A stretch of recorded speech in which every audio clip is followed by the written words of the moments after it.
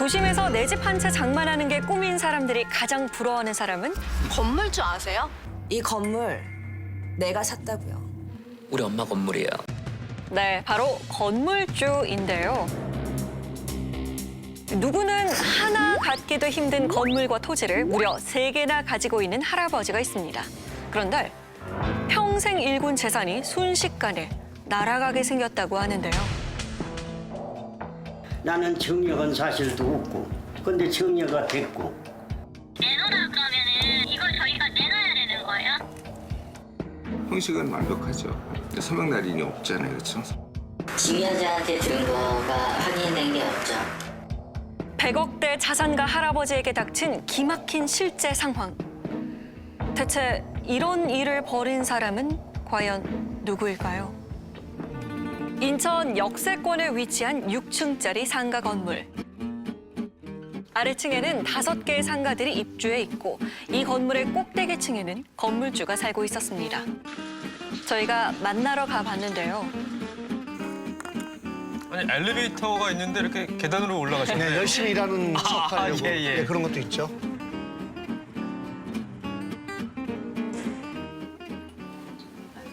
올해 89세이신 김 씨 할아버지가 오늘 사연의 주인공인데요. 100억대 자산가 집은 어떨까 궁금했는데 집 구경을 시켜주신다고 하네요. 야, 근데 굉장히 정정하시네요. 89이신데. 마누라가 없으니까 가구도 없어요. 마누라가 있어야 가구가 있는데. 단촐하네요. 부자이지만 근검절약이 몸에 밴 할아버지. 그런데 최근 아주 분통 터지는 일이 생기셨답니다. 사건의 발단이 된 건 바로 이 산삼 때문이라는데요. 할아버지 때부터 그 이씨 사는 사람네들은 그런 거를 사서 먹었어요. 근데 이제 그게 내가 먹고 싶다고 해서 있는 것도 아니고 그래서 꼭 그 연대가 맞아야 그런 거를 먹을 수 있고 그렇다고. 요즘 따라 기력이 떨어지는 것 같아 걱정이 많으셨는데 마침 지인이 산삼을 가져왔답니다. 좋은 기회다 싶어 할아버지는 산삼을 당장 구입하셨다는데요. 아, 이거 비싸잖아요. 문제는 산삼의 가격이었습니다. 판매자가 제시한 가격은 4,500만 원. 4,500만 원이요? 진짜 비싸네요. 할아버지를 돌봐주고 있는 요양보호사가 한의원을 하는 지인에게 적정 가격을 물어보고 가격을 깎아서 최종 1,000만 원에 사서 산삼을 드시게 했다는데요. 100만 원에. 며칠 뒤 할아버지 생신날 모인 가족들이 이 산삼을 발견하고 나서 한바탕 소동이 일어났다고 합니다. 아줌마 그거 쟁반에다가 다 담아서 이리 가져와요 이러는 거예요. 그래서 오일날 여자가 또 편했어요. 왜 그런 거 안 먹어도 되는데 여지껏 안 먹고 살았는데 왜 쓸데없이 그런 얘기를 해갖고 아버지가 사먹게 했냐. 그냥 놔두지. 할아버지에게 산삼을 먹였다며 요양보호사에게 화를 내는 손자의 모습을 보고 할아버지가 큰 상처를 받으셨다는데요. 상처 받죠, 저런 건. 할아버지가 산삼을 먹던 공명단을 먹던 쥐가 사지주지도 않으면서 그거를 누구 탓을 하는 거는 잘못된 거고. 손자는 왜 화를 냈던 걸까요? 이야기를 들어봤습니다. 독불이 맞지? 나를 독불이 사갖고 근데 그게 처음에 4,800만 원이라 그랬는데 뭐 한 뿌리가 물러가지고 깎아서 4,000만 원이라 그랬나? 1,000만 원이라 그러더라고요. 어이가 없어. 그러니까 그 돈을 지불을 해야 되는데 그러니까 현금으로 달라고 하시는 거예요. 한원에 산삼을 사겠다고 얘기를 저희하고 해본 적도 없으셨고 그래서 뭐 좋은 거라면 저희 할아버님도 드시면 좋죠라고 저희가 얘기를 했었지 바로 이런 걸 사셨냐는 얘기는 정말 맹세코 한 번도 한 적이 없고요. 하지만 할아버지는 좀 다르게 받아들이셨답니다. 제 의도는 왜 할아버지가 산삼 같은 거를 모르는데 그걸 사 먹게 해가지고 오래 살게 하느냐. 그 의도로 이야기하는 자체 그게 할아버지 듣기로는 괘씸하다 이 말인 거예요. 한바탕 산삼소동으로 충격을 받은 할아버지가 건강이 나빠져 병원에 입원을 하게 됐는데요. 기대와는 달리 입원한 20일 동안 손주가 한 번도 찾아오지 않았다고 합니다. 불현듯 서늘한 생각이 들었다는 할아버지. 퇴원 후 구청으로 달려가셨다고 합니다. 등기부 등본을 떼본 할아버지는 충격적인 사실과 마주하게 되는데요. 아니, 무슨 일이죠? 건물의 반이 날아간 상태였습니다. 할아버지 건물의 반이 손주에게 증여된 것으로 나와 있었다는데요. 아니 이렇게 될 수가 있나요? 일체 상의한 일은 없어요. 그렇게 해준 일이 없는데. 분명히 해준 적이 없는데 이 건물 소유권 절반이 손주에게 넘어갔다는 것입니다. 더 황당한 건 증여를 했으니 증여세를 내라며 할아버지에게 통지서가 날아왔다는데요. 내질 못하고 있다고. 이거를 내면은 내가 인정을 하는 법이 되거든요. 세금까지 내면 네. 근데 나는 증여한 사실도 없고, 근데 증여가 됐고, 국가에서는 증여된 걸로 세금 발부를 했고. 도대체 이게 어떻게 된 일인지 손자에게 물어봤습니다. 아, 네, 안녕하세요. 할아버지가 증여 의사가 있으셨나요? 할아버님이 저한테 지시를 하신 거예요. 할아버님께서 직접이요? 그럼요. 손자는 할아버지가 직접 지시한 일이라는 입장입니다. 자신은 절대 건물을 증여한 적이 없다는 할아버지. 할아버지에게 직접 받았다는 손자. 혹시 할아버지가 주기로 했다가 마음이 바뀐 걸까요? 아니면 기억을 못 하시는 걸까요? 그것도 아니면 증여한 적이 없는데 손자가 꾸민 일일까요? 과연 진실은 뭘까요? 할아버지는 슬하에 이남 일녀를 두고 있습니다. 이들 중에 건물을 증여받았다고 주장하는 사람은 큰아들의 첫째 아들, 즉 이 집안의 장손이었습니다. 아니, 엄청 예뻐하셨죠. 진짜 다 해줬는데요. 다 해주고 그 결혼한다고 아파트도 사주고 뭐 이런 차도 그것도 다 대주시고 유학 가고 이런 건 다 할아버지 도움으로 받았는데요. 특별히 이뻐하셨다고 저도 생각해요. 제가 보기에도 그렇고. 6살부터 할아버지 내가 한 집에 사셨네. 때도 한 집에. 꼭 같이 데리고 등산도 댕기고 진짜 손자지만 아들보다 더 가깝게 그렇게 참은 애를 둘이 길렀는데 통장을 관리를 했죠. 그 인감에 대해서 손자기 때문에 지가 가지고 나쁘게만 쓰지 않으면은 괜찮을 거다 그렇게 믿었죠.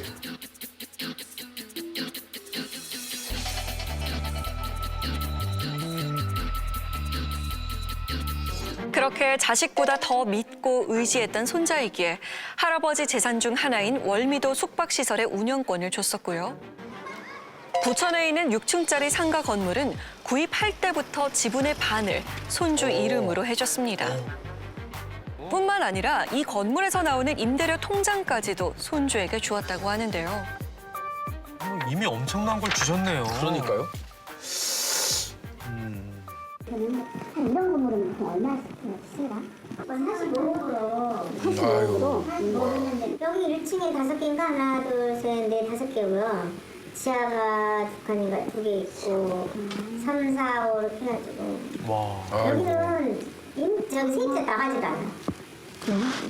차가 그렇게 오래 있어요. 즉 할아버지 재산 중 2가지를 이미 손자 몫으로 넘겨준 상태인데 남은 건물 하나의 지분까지도 손자가 욕심을 냈다는 겁니다. 과연 이 건물의 통장에는 얼마나 남아 있을까요? 이게 관리 통장인데 여기 이 통장에 잔고가 없어요. 할아버지가 현재 살고 있는 이 건물에서는 3천만 원에 가까운 임대료가 매달 들어오는데 확인을 해봤더니 1,300만 원이 남아 있었다는 겁니다. 그 많던 임대료는 다 어디로 간 걸까요? 그 임대료를 이제 뭐 공과금 이런 거 다 쓰고 그리고 저기 또 뭐야 그 뭐 요양보호사 이런 것도 다 월급 다 거기서 나가고 예. 그리고 이제 세금이 뭐 한 1년에 한 6천만 원씩 나가 한 번에 임대료 통장에 월 2,800만 원 정도 돈이 들어오면 그 건물을 사신 지 한 8년 정도 되셨는데 그래도 몇 억은 남아 있어야 되는 거 아닌가요?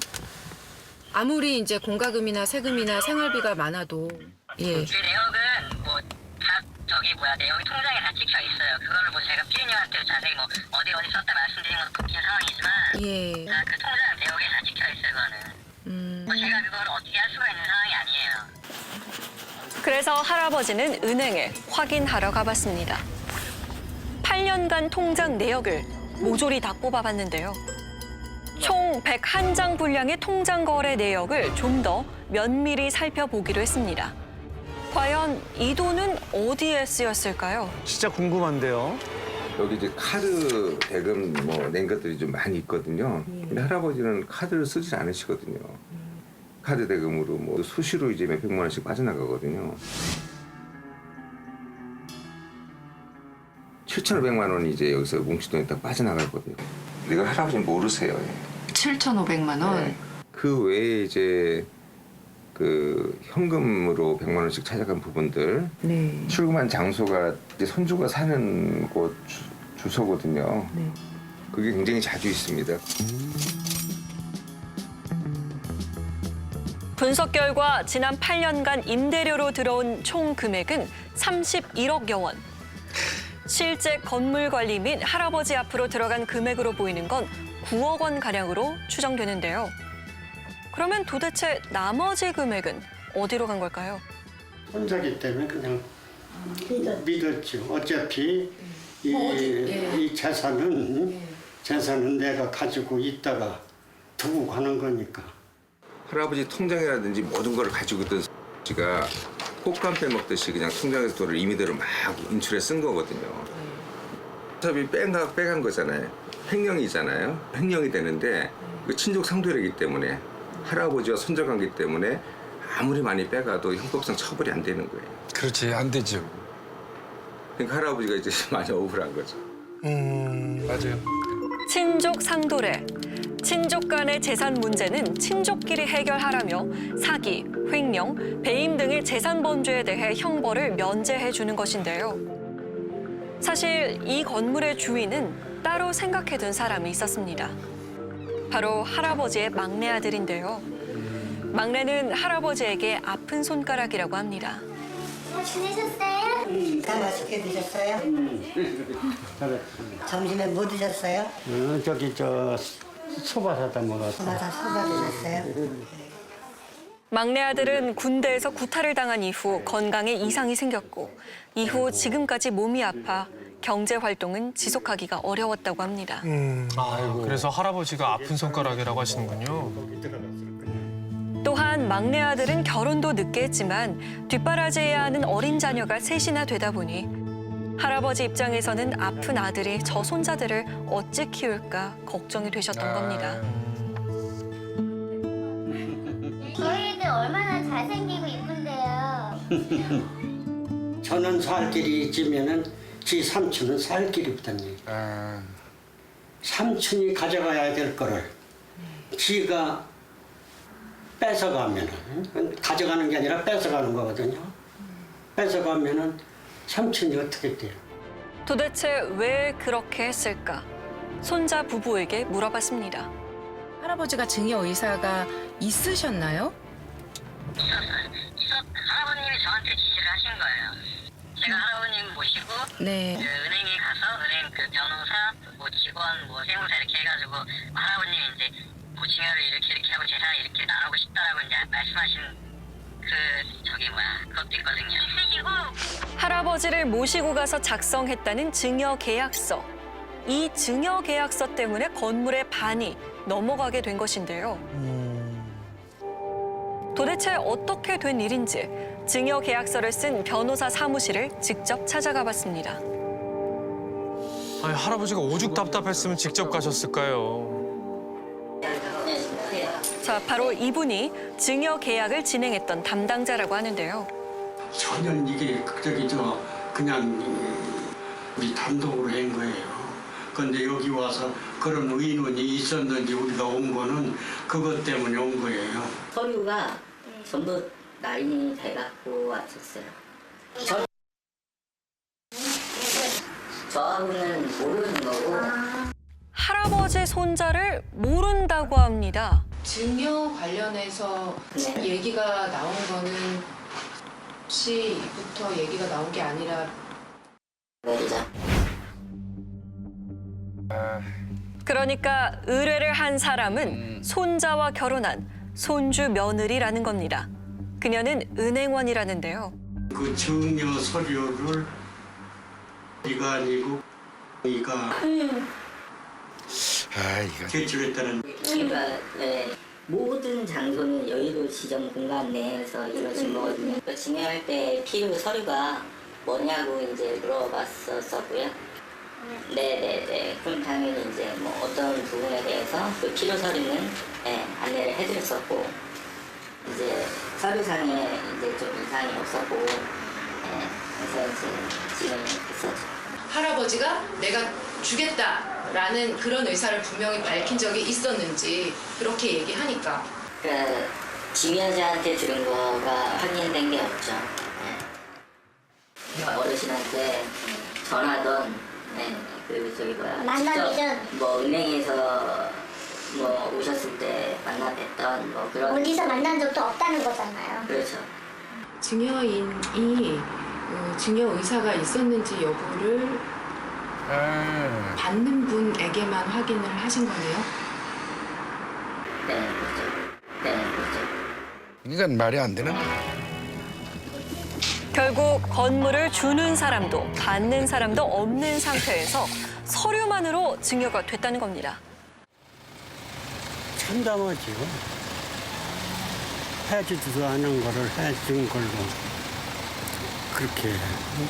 그게 이제 당사자가 라는 게 더 참담한 거지. 법 자체가 허점된 법이 많이 있기 때문에 그걸 악용을 하는 거가 그게 잘못된 거지. 인감 도장만 있으면 다 위조할 수 있어요. 왜냐하면 증여 계약서도 서명이 필요한 게 아니니까 도장 찍으면 되는 거고, 등기 권리증이 없어도 본인 확인 서면에 본인의 인감 도장을 찍으면 되니까. 그러니까 인감 도장이라는 제도가 어떻게 보면 되게 위험한 거죠, 사실은. 만약에 뭐 등기소 가게 하려면 뭐 서명 날인해야 된다라는 또 조항이 있다든지, 그러면 서명해야 되는데 우리나라는 그런 게 없으니까. 그동안 손자 내외는 할아버지 덕분에 경제적 어려움 없이 풍요로운 삶을 산 것으로 보이는데요. 1년에 뭐 수없이 그렇게 해외 여행을 다니고 화려하게 살죠. 해외여행을 그렇게 거의 한 달에 한 번씩 갈 정도고 뭉쳐뭉쳐 쓰고. 왜도 축하하네, 손주. 막내 아들을 주겠다.